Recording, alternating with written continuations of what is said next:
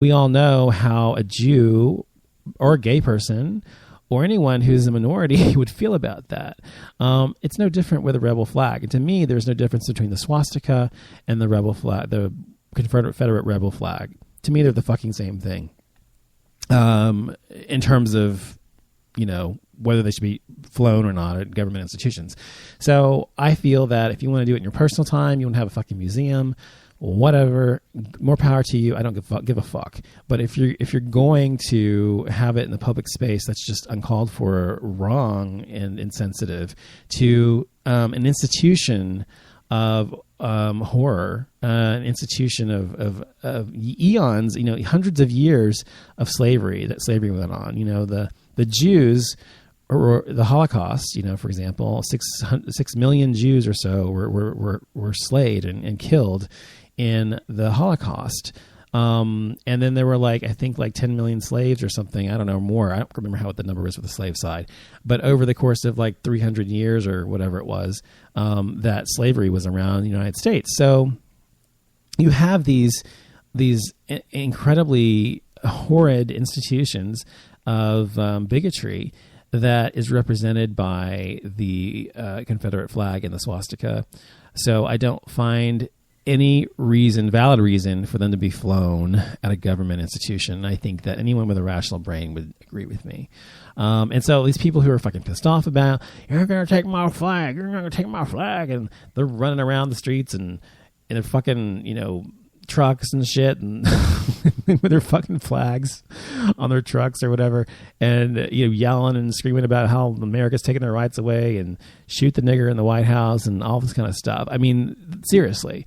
So I mean, honestly, all they're doing is proving the point and why it shouldn't be up in the first place. So if they want to have a little parade for themselves, that's fine, but I don't find there to be any reason to have that flag flying at all. So. And the other thing was abortion. Was it abortion? I can't remember there was a third thing that the Supreme Court ruled on this week. Let me see if I can remember what it was. I'm going to look it up. Supreme Court rulings. Because I can't remember what the third thing was. But it also was very positive, and I was happy to hear about it. Let me see if it's on here. Okay. Oh, Obamacare. That's what it was. The other thing was Obamacare. Now, Obamacare is, of course, as you know, hold on, is the federally subsidized insurance plan for people who do not have health care. So if you are not someone who works for a company and that offers health care, then you can get health care of equal, quality through Obamacare. Someone like myself who is self-employed, and I don't employ any employees or anything anymore. It's just me. So I depend on things like Obamacare. Obamacare is why I have insurance. Obamacare does not care about pre-existing conditions. You can't be turned down, and there's no lifetime limit on how much they can spend. So if you have cancer, for example, they spend $1 million on you in maybe 2 years in treatments, then you're just shit out of luck in the third year because that's how it used to be. But with Obamacare, no longer is that the case. Also, if you have cancer or you have some terminal disease or something, or even just you've had a blip on your chart where you had a heart issue one time where you went to the emergency room or something like that, they can turn you down before for insurance. But now with Obamacare, they can't do that. So these are great reasons to have Obamacare and why it protects people and why there's so many more people now insured. Plus, there's a mandate. You have to have health insurance through your employer or through Obamacare, or you have to have a reason not to have it that's qualifies you not to have it. Anyway, for people who can't afford Obamacare, there is a subsidy available. So, for example, if your premium is $200 a month and you don't make a lot of money, let's say you make $20,000 a year or something, you might qualify for, $50 a month Obamacare or $100 a month, $100 off or something like that. I don't know what it would be, but I'm just saying that they give you a subsidy because you don't make enough money to qualify to actually, afford it. So to me, it's an incredible thing. It's wonderful. It's terrific. It is an incredible, wonderful thing for our country, especially a civilized country like the United States of America. is so subpar in our healthcare plans compared to what we had, or what they have rather, in Sweden and Norway and the Netherlands and Germany and France and places like that actually have really good healthcare for people in general. And they're different plans and they're more socialized. But here, my point is, our healthcare sucks in terms of the costs of it, and this helps to bring them down. So the Supreme Court ruled that Obamacare can give subsidies. The government can give subsidies to Obamacare to help people who are poor and can't afford it. And Republicans, of course, are against all of these things. All these major rulings that the Supreme Court ruled on this week, the gay marriage, Confederate flag, and the Obamacare, all of these things they're against. They're against people who cannot afford having health care, having it, without paying for it fully themselves. God forbid the government pay them anything. When we're spending how much money on the fucking military every year, and we have a military that's literally like 40 times bigger than our next biggest threat. I mean, we really don't. The priorities in this country are so fucking fucked up. And then gay marriage, of course, they're completely against gay marriage because it's against their base and the constituents that they're trying to please. And then, of course, the Confederate flag, the same thing. They're trying to kowtow to all the country bumpkin redneck fuckers out there. So, whatever. If you believe in that shit, fine.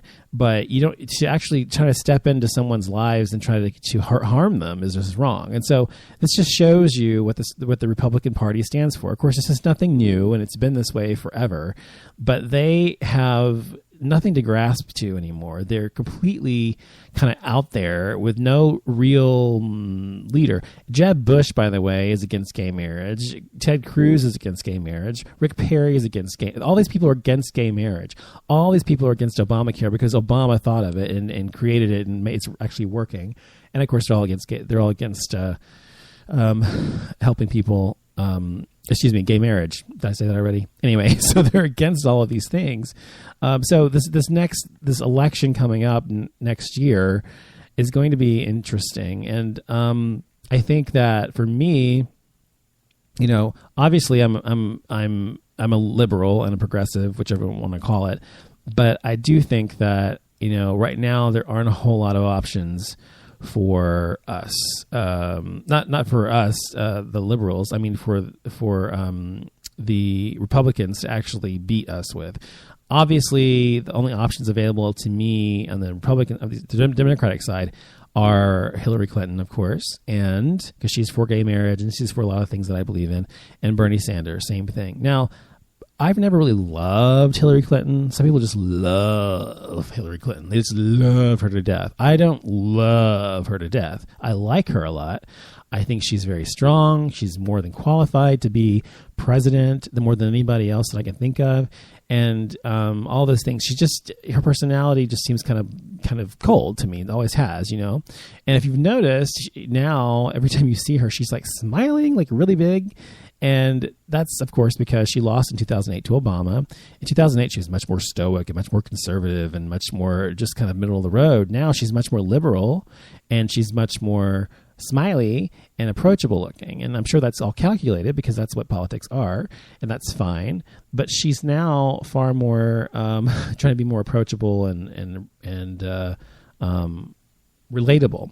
And that's great, but I still don't really understand everything she stands for. I went to her website. There wasn't really a list of all of her platform, the ideas she has for her campaign. Anyway, Bernie Sanders, however, I agree with even more of what he agrees with than she does. However, Bernie Sanders is Jewish, and I'm just being honest, and he's not going to beat Hillary Clinton. I just can't imagine it ever happening. Even if his ideas are better, even if I agree with him more than I do her, she's probably going to be the one to win the nomination, obviously. It's her time. She's a female. These are not necessarily reasons to win the nomination, but there's still the reasons that she will win the nomination. So let's just say, obviously, Hillary Clinton's going to be the Democratic nominee. Unless something crazy happens between now and the primary season or whatever, she's going to be it. And then we have Jeb Bush on the other side, and everybody wants to see another Bush-Clinton showdown. And so most likely Jeb Bush will be the one on the Republican side. I can't imagine anybody else being the one. So we're probably going to have Bush, Clinton, once again against each other. And of course, everybody loves a soap opera and drama, and everybody wants to see the showdown between these two dynasties of political life in America showdown. So we're going to see what happens with that. But ultimately, I'm never going to vote for Republican no matter what they say, unless obviously they have some sort of fucking epiphany and just, I don't know, their brain transplants or something. But I think that you have to remember that a lot can happen between now and primary season. So we don't know what's going to happen. But probably Hillary Clinton will be the one to beat. And if she does become president of the United States, I do have all the faith that she will continue to support gays and gay rights. I do have faith that she will continue to promote liberal and progressive policies, because that's what America is leaning towards these days, not the old Republican fuddy-duddies of the past. So I guess we shall see, We shall see. Other than that, so we talked about the gay marriage thing. We talked about, of course, the political scene right now. Donald Trump, by the way, he's a fucking moron. He said all that about the Mexican immigrants and all that stuff, and he's a complete idiot. He's not even going to really win or anything. He's an idiot. But I think the last thing I want to say before I go is that it's great that we have gay rights, more gay rights now than we ever have. You have to remember why we have them. Not just because of the things that we have done and we've tried to accomplish, and the things that we've fought for, but we have a president, as I've said before in previous shows, that has done more for our community than any president in the history of the United States of America. Any president. He has used the name gays and lesbians in many of his speeches, included us, made us inclusive upon or part of his American fabric and a dream for America.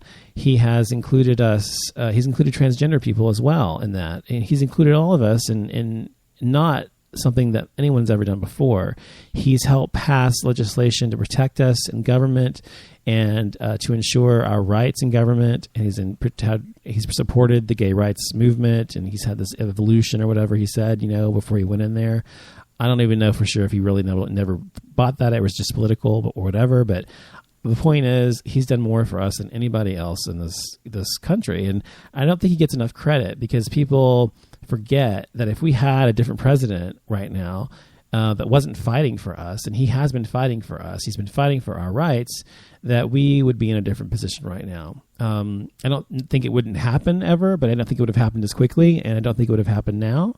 So remember to thank your lucky stars. If you voted for Barack Hussein Obama, as they say on the right, if you voted for him, then pat yourself on the back, and I want to say thank you, because I voted for him too, both times, and I would vote for him again. If he were to run again, I would vote for him again if he could. So just remember, the next person you vote for can come in there and try to undo everything that has been done for us in our community, or they could help propel us into the next through the next challenge and hurdle for civil liberties that we're fighting for in the gay, lesbian, bi, transgender community. So be sure, if you're a Republican, if you're a gay Republican, first of all, why the fuck you're listening to my show?